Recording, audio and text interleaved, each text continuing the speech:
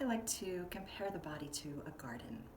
If you can imagine a garden that hasn't been tended to in a long time, everything is overgrown, there might be rocks, there might be water pooled in places where it shouldn't be, there might be areas that are muddy, there might be areas that are too dry, there might be areas that have too much shade and nothing will grow, there might be areas that have too much sun. So the body is like this garden for many of us, especially if it hasn't been tended to in a long time. So if you can imagine that garden, the first thing that needs to happen before we can grow any beautiful flowers is we have to clear out all of the excess. We have to clear out the debris.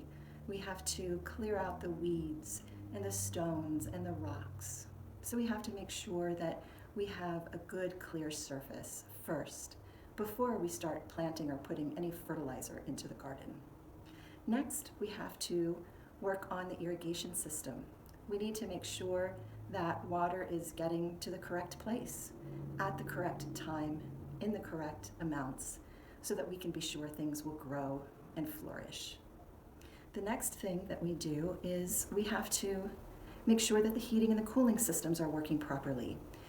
If there is an area that has too much shade, maybe we need to open it up. If there's an area that's too sunny for certain plants, we may need to shift that.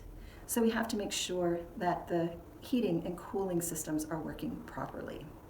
And once we do all of that, then we can start talking about nourishing the ground and adding fertilizer and preparing the ground for the plants. So our body is similar. People come to me, patients come to me, and they have symptoms and conditions that they may have, too much dampness in one area. They may have sinuses that are running all the time, but they may also have a dry mouth.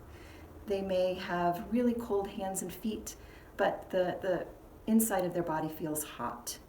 So when I first start working with a patient, we first clear out the excesses. We prepare the ground, and that can take several treatments to several months.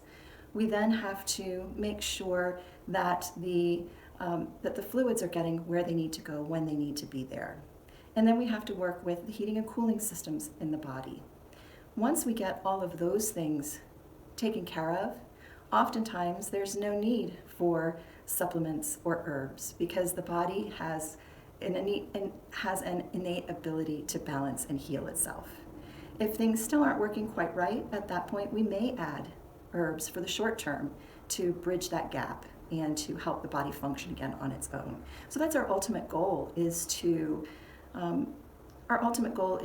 provide treatment and signals to the body to help the body heal itself so that you can use food and exercise and nature to keep everything running smoothly.